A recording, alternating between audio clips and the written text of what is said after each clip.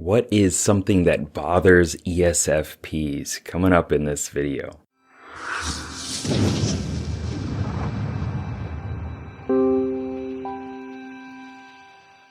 What's up, legend? It's Sherman here from Geek Psychology, helping you find your true character and level it up so you can play life better. So let's talk about ESFPs. Who are they, and what is one of the main struggles that they deal with? And hopefully you are not contributing to that if you're in a I just cracked my finger. If you're in a relationship with them or have some sort of, if it's a family situation or a work situation. So first of all, let's think about the ESFP within the RPG model. Okay, so this is, starting off, it's a vanguard. They're an extroverted perceiver up front. They're an SP, an ESP specifically. So this means that the vanguard role that they play in life is going out there and creating new novel experiences and engaging with those experiences. So a vanguard is someone who is experiencing the front line of life. They're offensive. They're out there, scanning and trying to pick up new information, right?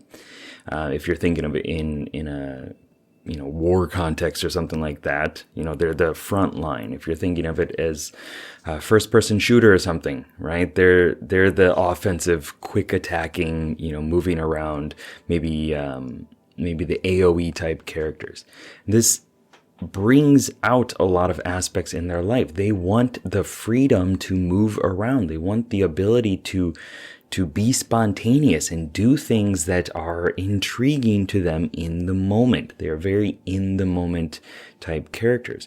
And so if we go down another level, I call extroverted sensing specifically the engaging adventurer. I personify all these things because it's easier to use the tropes and the understandings to get enough information that you can use the model properly, and you're not just delving deeper and deeper into theory that doesn't necessarily help you with anything. And that is something that works very well with extroverted sensors, with ESFPs, is not bogging yourself down, specifically ESFPs, not bogging yourself down with more impractical just theory and speculation, right? They want to be in their body, in their senses, doing things with their body, experiencing more and more things with their body. I always imagine them as warriors, right? Engaging adventurer. The adventurer is kind of like a warrior for me. It's the one that's picking up new weapons all the time, saying, well, what could I do with this? What could I do with this? How can I, add some more spice to the situation? How can I make things a little bit more exciting? And that usually comes from using the environment, swinging a lamppost or a stop sign or something like that at the baddies to shake things up, right? It's not experimenting with ideas, but it's using what is physically around them or their body to immerse themselves in the moment. And if you restrict them, if you take that away from them, if you put them in what is it called, like a hyperbaric chamber or whatever that is, like the sensory deprivation things, they'll do it for a little while maybe, or they'll get completely freaked out about it. There's going to be a little bit of like, that would be a fun thing to do. But if you consistently restrain them from doing things with their body, right? If you don't at least have a window that they can look out from the office, hopefully they're not in an office, then they're just going to start going crazy because they need that stimulation. They need the ability to hop on new experiences as they come about. And so if you get too tied up in, well, what could happen? What could it be? And let's kind of like theorize a little bit more. Let's, extrapolate and expand on the ideas. Like I said, they'll be into it for a little while, maybe, but eventually they're like, well, let's do something. Let's see what happens. Let's take an action. Or like, yeah, that was cool, but what's actually going to happen? Let's figure it out. Or I don't care anymore. I'm just going to go. And so the secondary strength of an ESFP is this resonating empath-like character. This is the introverted feeling character. And this is about, doing things that resonate with you as a human, that fits within your conscience, that is following your heart to make decisions.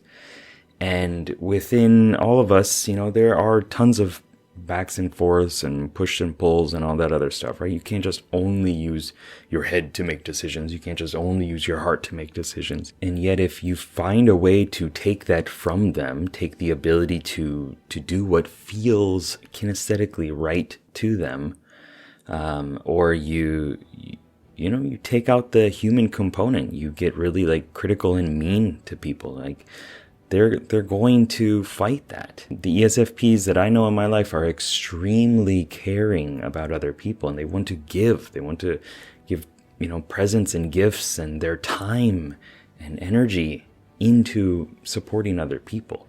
And that's that resonating heart component, a resonating empath component. And so if you keep focusing like on the systems and the rules, and okay, these are the rules that we need to play by, these are the things that we need to do, this is the strategy, these are the goals that we're going to set out for, it's going to exhaust them after a while, because they're not using one of their core strengths. They're not using that edge approach. So don't expect an ESFP to withhold their emotions or anything like that. Like if they're feeling something, they're going to express it. They're going to find a way to express it, whether it's physically or verbally. And it's not going to stay in for too long, right? Because that's just not how they live their lives. Like now, the present moment is extremely important to ESPs. And if you can't honor that, then they're going to go crazy. They're going to get bothered by it. And they're either going to, as I said, go somewhere else, or they're going to sink into a not good position for them, right? You're taking the adventure away from an adventurer and saying, let's vision, let's speculate, let's think about it more, let's analyze it more. Let's take the heart away from the situation. Let's just do what we need to do. And it just doesn't put them in a good position. They also probably don't like too long a video, so I'm going to end this video right now. Thank you very much for watching. Keep up the lifelong questing. Good luck, have fun. Let me know down below what resonated with you. Peace.